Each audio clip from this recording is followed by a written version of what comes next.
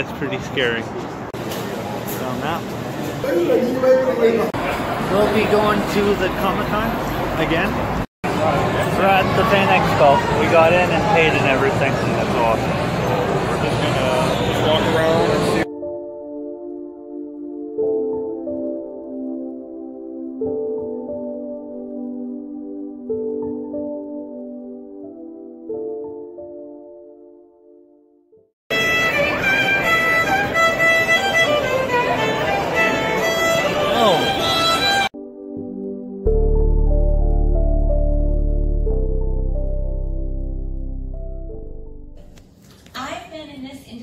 For almost 20 years, wow. Which is just crazy. And I'm old enough and have been around long enough to remember back in the day when anime and artists who worked in anime, we were kind of in the corner. It was still very niche. And that it is a lot more mainstream now is very exciting. And obviously, to come to a show like this and see so many heroes walking around. My hero is a huge gift to all of us right now. We feel lucky to be on the ride. It's just the loveliest show. And I think that show in particular, I have over 300 and something shows I've been in. You've got so many amazing voices. I saw you did Duck from Princess Tutu. I was like, oh. That was my first favorite shows. But I feel like out of all the shows I've been in, which are legion and numerous, something like My Hero has such crossover appeal that people will give anime a chance that might not have. And I'm just appreciative of all of you for taking the time to come here and talk about anime and voice acting or whatever else you want to talk about. Yes. Oh, is it trying to? Is it driving? Yes. My technique. I don't have a penny, so I can't adjust it. Yeah. Well, that's all good. Sorry. But yes, so we will do just a Q&A because that's where the best stuff happens. Because then I can tell more stories about how I got into it if you're interested in that or whatever you're interested in. We can sort of address that. But first, I have to take a picture. I have to. I've been documenting my my expo time and it has been super flippin' fun. So we're going to do this in the best way, which of course is to give a big hearty plus ultra. Ready? 1, 2, 3. Plus ultra! Yes. That's awesome. All right, let's answer some questions. All right. Anyone who would like to ask a question, raise your hand, and I will come to you. So we'll start up here in the front. Make it nice and easy for myself. Oh, how did you get first into voice acting? I first got into voice acting through. You have to know, I never saw myself in this particular industry. I thought I was going to be a stage actor. That was a super snobby stage actor person. And I moved to Houston because my aunt lived there and I could get a quick day job and make enough money to go to New York. And when I got to Houston, I got an agent. Because I was like, I'm here. I had a friend who knew a friend who got me an interview at my agency. I have been with them ever since. They're my agent. And I immediately started booking voice work, commercial work, and things like that. And was like, what a wonderful way to make money. And you don't have to dress up. It's lovely. So, unbeknownst to me, ADV Films at the time was located in Houston, Texas. And they had started out very, very small. It was an anime company started and run by fans. And a guy had just started at ADV.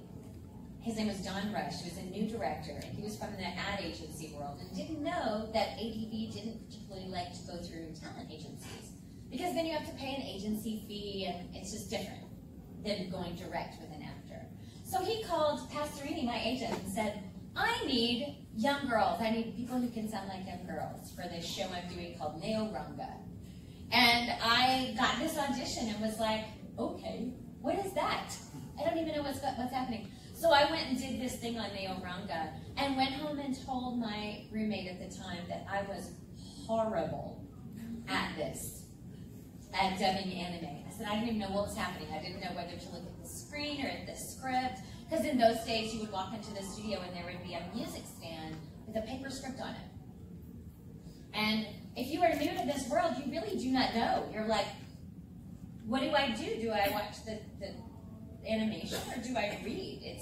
Anyway. So I went home and I said, that was very lovely. They will never have me back. I was so bad. And a couple of weeks later, the same director was casting a little show called Full Metal Panic. And I couldn't believe I got an audition based on my performance in Neo-Ranga. But I was like, okay. So I went and miraculously ended up with this lead role in this show. And so I was like, maybe I should find out what anime is. And I went to the internet, which I'm sure was dial-up back in those days. It was so long ago. And I started searching around, and I literally discovered the fandom online and was promptly terrified that everyone would know I had no business doing what I was doing. I didn't know what I was doing. But I feel like it was such a gift for me. Every good thing that's happened to me since came from that one casting. Putting me in Full Metal Panic, and thankfully it was back in the day where there was a little more time than there is now in dubbing. I got to learn how to dub. There was enough time for that. Because from Full Metal Panic that's when ADV Films just exploded. They began to acquire all of these properties. They became the #1 DVD distributor in North America, and their company just poof, like blew up. We were all working a ton. I was at a convention and met Mike McFarland, who works at Funimation, and he said, hey, I've watched your work in Full Metal Panic. Would you like to come up? I'm working on a little show called Full Metal Alchemist. Would you like to come up and do an episode character? I will pay you, and that will be your audition for Funimation, which is the best way to audition ever at a studio. So I did. That's how I ended up working at Funimation, was that way. But it all came from Full Metal Panic. Still, he had seen that show, and from that invited me to be in his amazing show, and everything went from there. Which leads to me being here, being in My Hero, and having done all of these things. So that is how I got into it. That's and so amazing. Oh my gosh. It's pretty great. And what's funny is everybody's story is different. Everybody you ask, their story is a little bit different. Yeah. Another question? Next question over here. Which main character was your favorite to play, and from which show? I have had lots of favorites for different reasons. But my first favorite thing was a show called Princess Tutu.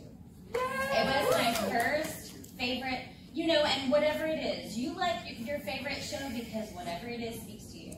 And that was the first show I was hyper invested in. There's a whole thing on YouTube where you can see me cry my eyes out watching it in real time as we were dubbing the end. It was so sad for me. I was just really invested in that show, and she was my first favorite. So she's always has a little special place. Also, we were at Anime Midwest in Chicago this summer. I took my kids and my whole family, and they decided they wanted to cosplay this time. So my youngest daughter was like, oh, I'd be Moana. It was easy. But my oldest daughter, who's 9, was like, I'm going to be Princess Tutu. So I had to go I was making, so my hat is off to all the cosplayers, is what I'm saying. But that don't worry about language or anything like that. That's such a beautiful story too. Like, It's so good. It's so pretty. Like, yeah. It looks like a German fairy tale. It does. It's one of my favorites as well, so I got really excited when you said that. It's so good. It's so good. Okay, next question back here. Hi. Hello again. Hello. So I wanted to ask, is there a role out there right now that you would like to do as a next voice role you'd like to do? Gosh, I'm sure that is true. I mean, and the funny thing is if you ask any actor, we would be like, I want all the ones that will pay me.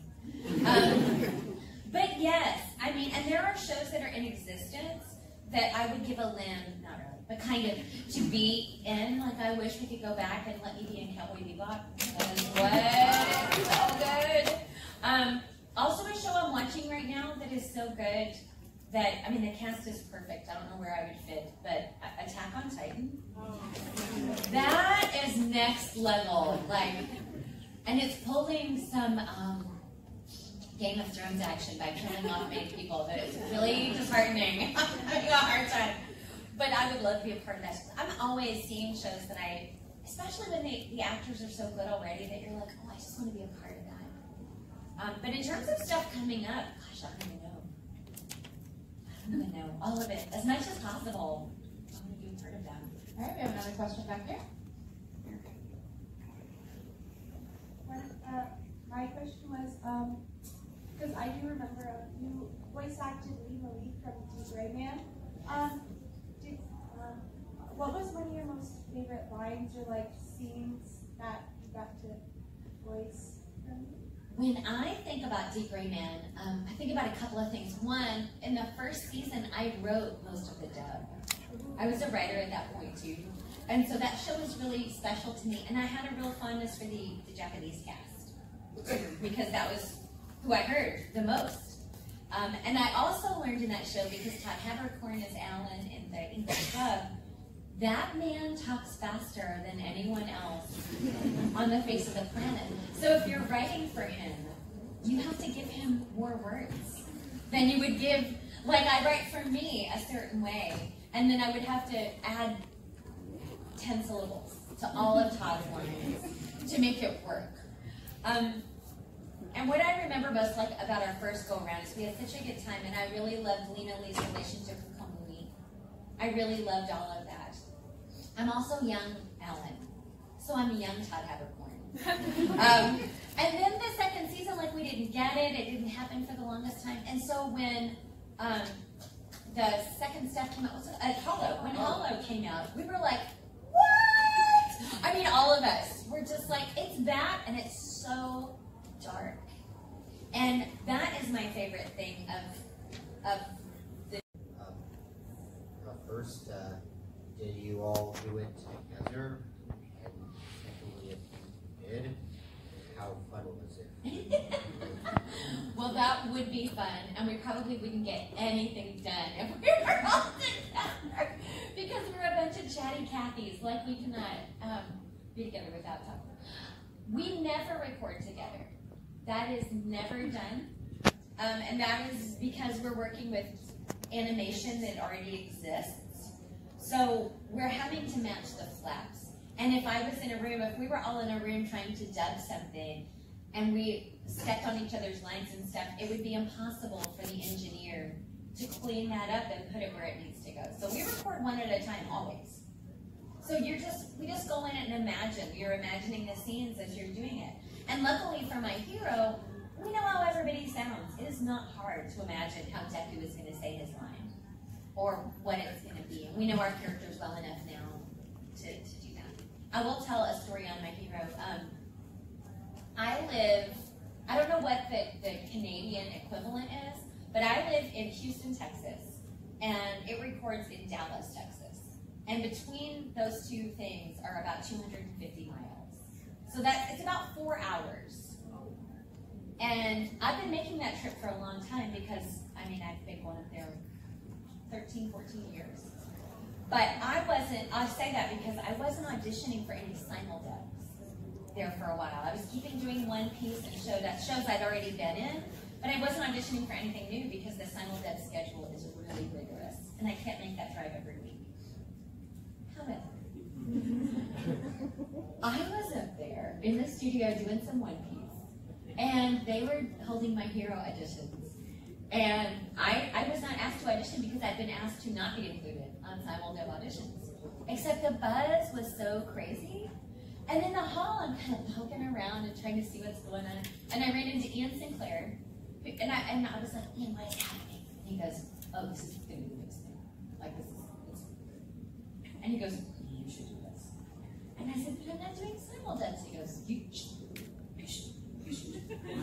So I went out on my break, and I was casually getting the sides. That's what they call the stuff at the front. Whenever there's an audition, they call them character sides. I got one of the side things, and I'm flipping through, just casual look. And I'm looking, and I see Otato, I see Froggy, I see these characters. So I go back and find Colleen's office, and I'm like, can I audition for this one? Just this show? And she said, would you? And so I did. But that is how I feel like sometimes sometimes I wasn't intended to be in the show, except I inserted myself in the process and was like, please let me audition for just this one show. It's so good! It looks so good! Even on the sides, the characters come through. You know, like their hearts come through, their integrity is so good. Oh, such a good story. All right. It's so good. Back here. It's such a good story. Hello. Hello, good to see you again. Oh, good to see you again too. You remembered me. Yay. So, my question for you, my favorite show of all time is Kaleidostar. And I'm not sure if many people would know this one. Yay! Kaleidostar. Who's seen Kaleidostar? Yeah, who's seen it? Ah, yes! I love you all. So, I love the character of Miss Sarah because she's a singer and I'm a classical singer. And, well, I loved your British accent. So, I actually have to do a British accent. I am playing the villain in Mary Poppins. And there's a villain in the station. And what did you do to get that British accent out? And basically my question on accents. Well, I've always had kind of a good ear out with some accents. If you can pick up the sound, like the song in an accent, every accent has kind of a song behind it. And you can hear it if it goes up at the end, then I can generally kind of pick it up. And then that one, it was really funny because I'm so often cast as the girls. I don't play that many grown-ups. Right. And she had me read that as kind of a lark. Like, oh, while you're in here, I just want to see what you would do with this one. And we're giving her this accent and it's whatever. And so then I just sort of put it on and she was Sarah and it was lovely. And total, so she was like, oh, huh, I didn't even know you could do that. So that is, I will say that to you. I think that happens in life, right? People think that you can just do this one thing. Take your opportunities if you can. Just show what else you can do. You know, I'm half believing, because if you have ever seen actors on panels like this, you know, just talk a lot, goofing around, especially with a microphone. We're constantly doing weirdo voices. And I think part of that is it's us trying things out all the time. And because you never know who's listening and what they might do. They'll go, oh, you can do that. Another funny story about Kaleidostar, though, is that I'm Sarah, but I'm also this character called Kate in the story. She's like a doctor or something. Super granola, like she wears Birkenstocks. It's, you know? But our director, Sandra, was like, be this character too, because she's just this little character, and it's not like they're ever going to talk to each other. So I knew, Kate, they literally meet on a street. There is no one else around, and Sarah and Kate conversation. So that's pretty cool. That's really interesting to have to like do two characters like that. With myself. And it's awesome. We just recorded all of one, and then went back and recorded the whole scene as the other. Oh, yeah. Because Kate is just really like down to earth and very granola, and everything's fine. And then she and Sarah had a conversation, and it was lovely. It was great. It was great. Okay, next question over here. I love your character in Legend of Legendary Heroes Paris. It's dongle obsession. Yes. Is there anything that you particularly watch, like personally, like that, like anime-wise, where there's just shows that you watch on your own time? Yes. I mean, recently it's Attack on Titan. I'm watching in my own time. I've also, do not laugh, I've started over One Piece. I mean, that's my show, but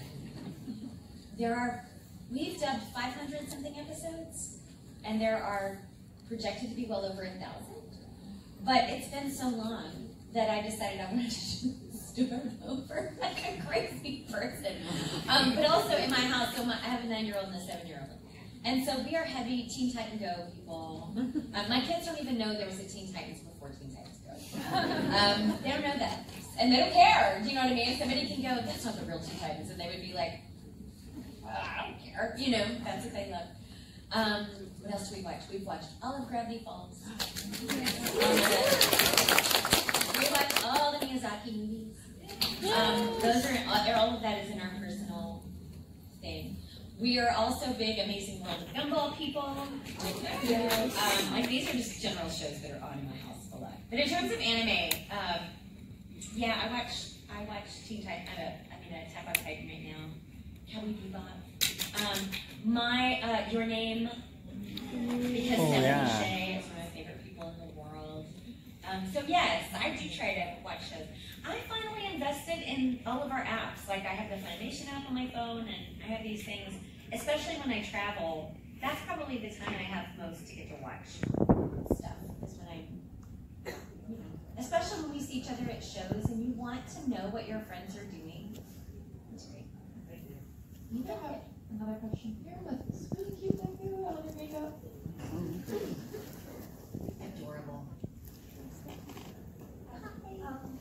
I was just wondering if you had any advice for like young people who would like to get into voice acting. Yeah, I have lots of advice. And whatever I say, if something resonates with you, take it. If it does not, leave it. Take what you can and leave the rest. Because like I said, everybody's story is different, and there's no one way. And take that as a positive. Like that's a very hopeful thing. I would say almost all of us universally have some kind of training or background in being in theater. So do that, or get together with your friends and make stuff. The internet affords you guys opportunities that I didn't have when I was younger. You can literally make your own things. Go buy a cheap microphone, go buy some headphones, and get together with your friends and make things that make you happy. It will make you happy. You will have the joy of creating. If something comes out of that you're really proud of, put it out on the internet and promote it.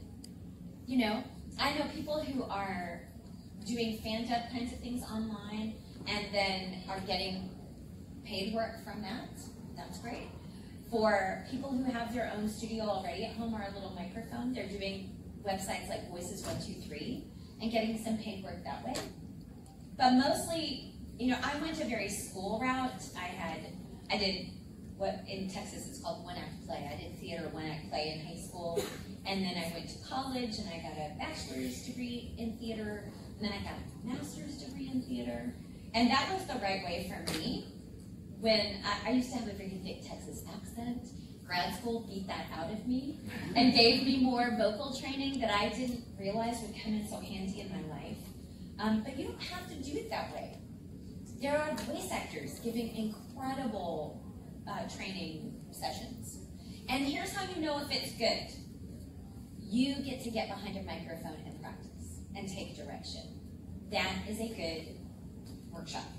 What is not a good workshop is paying people money for them to be behind the microphone and talk about themselves all the time and show you all the voices they can do. That is not something you should pay for. That is why you come to a convention and let us talk about ourselves. A workshop is so you get the opportunity to get some mic training. They call it mic technique. And that's what you want, because if you ever get an audition, you do not want that experience hijacked by being so freaked out at the equipment. Because it's weird. It's weird hearing yourself talking to a microphone. It's super weird when you hear it amplified in your ears. And you have to get past that.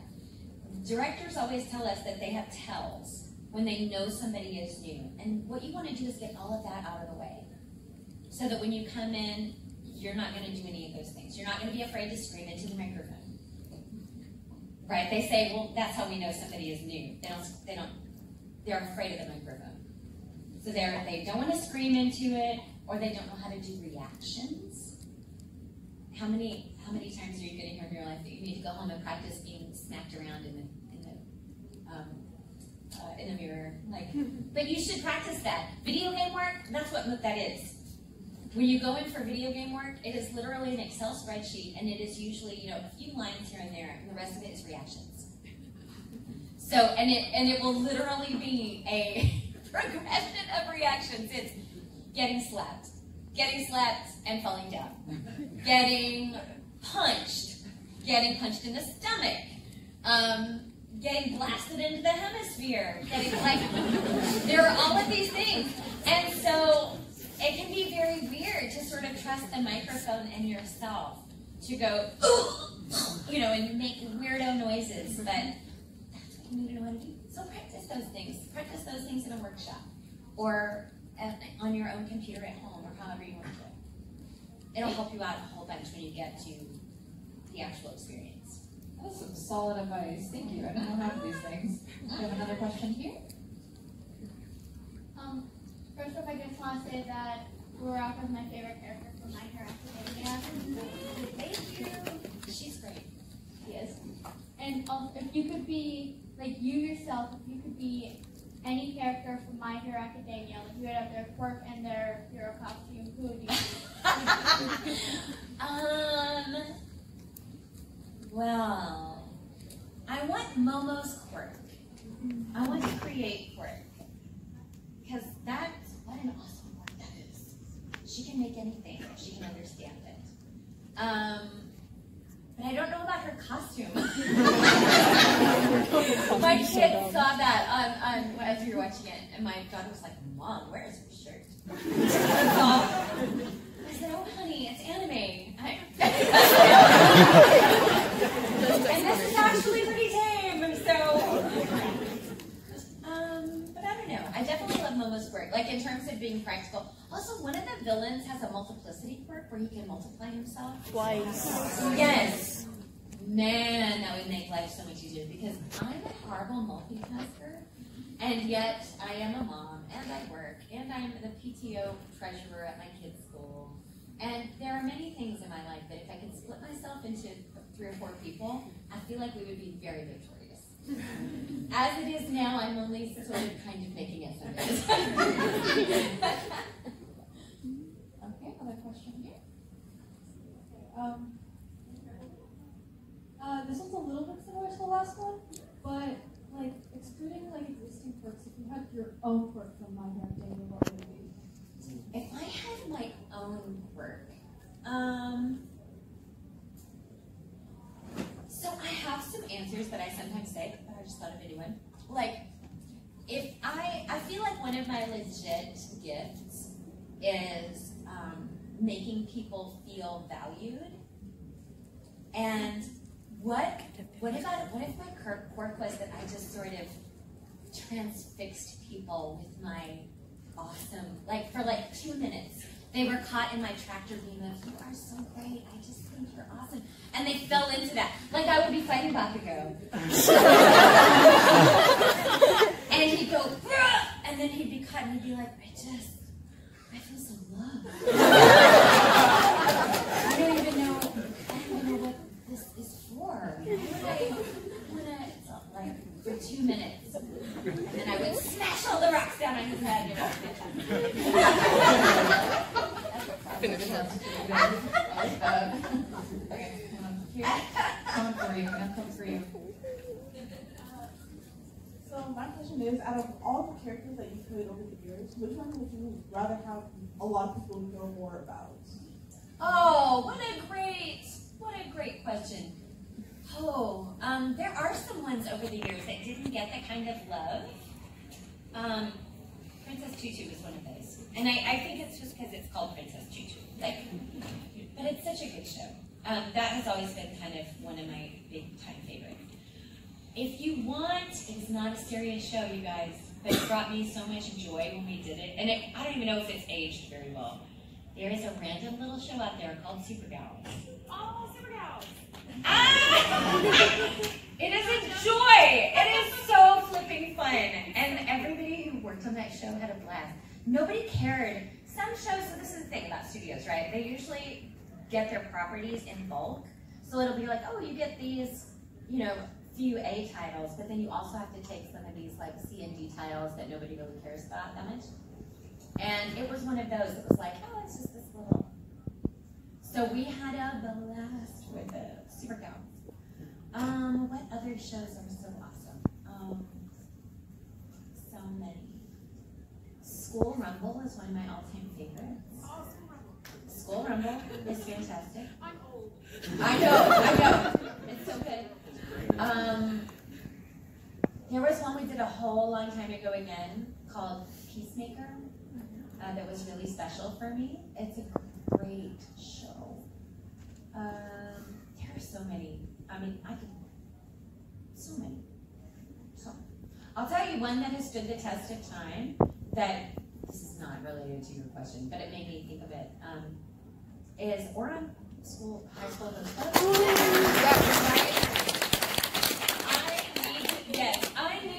tell you that, number one, Caitlin, who directed that show, loves that show, and she's having me in the show. That show we did well over 10 years ago. It was only one season. And it is what I sign and talk about most after My Hero Academia. And that is a testament to that show and how I think it has a nostalgia factor. There's nothing like it. Oran Host Club is its own little thing. And that is one that if somebody is like checking anime out, it's an easy one to go, watch this one. Watch this one. Everybody likes it. Everybody who watches it likes it. Even burly guys who are like, that is not something I want to do, watch the show and end up getting sucked into its tractor beam of Host Club awesomeness and Honey with his flowers around his head. Okay. Over here. What's your favorite fight scene from My Hero Academia? Oh my gosh, so many awesome fight scenes. Aside from, oh gosh, so many. I mean, my personal favorite for my own character was when Ochako and Bakugo fight. Yeah. It is so great. And I feel like you learn, from my character's perspective, you really see who she is in that whole episode. You see how even Deku tries to kind of be like, she needs help, I should try to help her. And she's like, I don't want your help. Actually, I'm okay, I'm gonna do this on my own. And then afterwards, she's like, well, there was that, and I'll do better next time, it's gonna be fine. But then she talks on the phone with her dad, and you really see who she is, and I love her. I also think, in terms of Bakugo getting some redeeming moments on this show, especially early on when you're like, why is he angry all the time? A real great tell in that episode is where, because I love all of the tournaments and all of that stuff, I feel like is just the best. You really get to see people fighting and using all of their different abilities and figuring out how they use them. But after that fight, I think it's Tenya Ida that's like, how dare you beat up on such a frail girl? And you have Bakugo going, she's not frail. It's the highest compliment I think he gives almost anybody. And I love that it's her. I think that's why I get so much Ochako Bakugo fan art, essentially. Yes, I get a lot of it. I understand why. People would like that.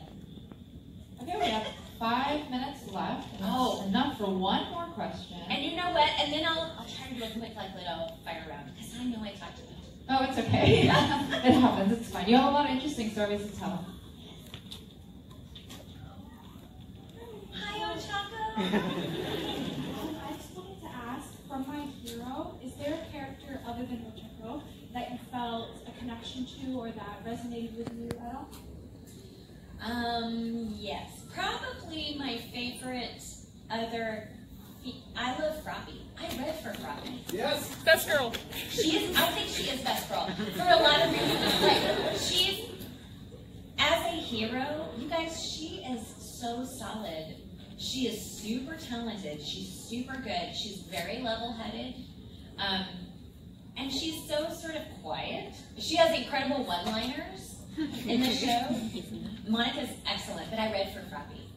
I read for her. And whatever I did, I feel like Colleen was like, yeah, read this one. She has a gravity quirk. And we think that Colleen had an idea of who she wanted to be and whatever. I read from Minetta. Little rabbit. And I'm going to tell you, Minetta gives me life, okay?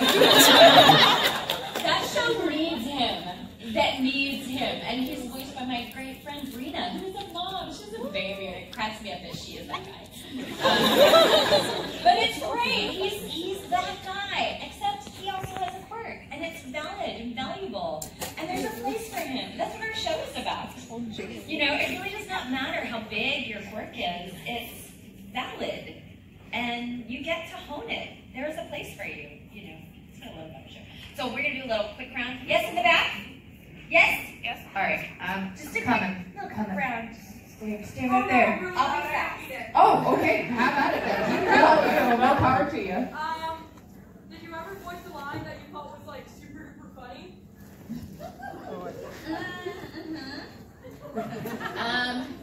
How young is our youngest person here? This is not that bad. Okay, it's not that bad. I think we're gonna be fine.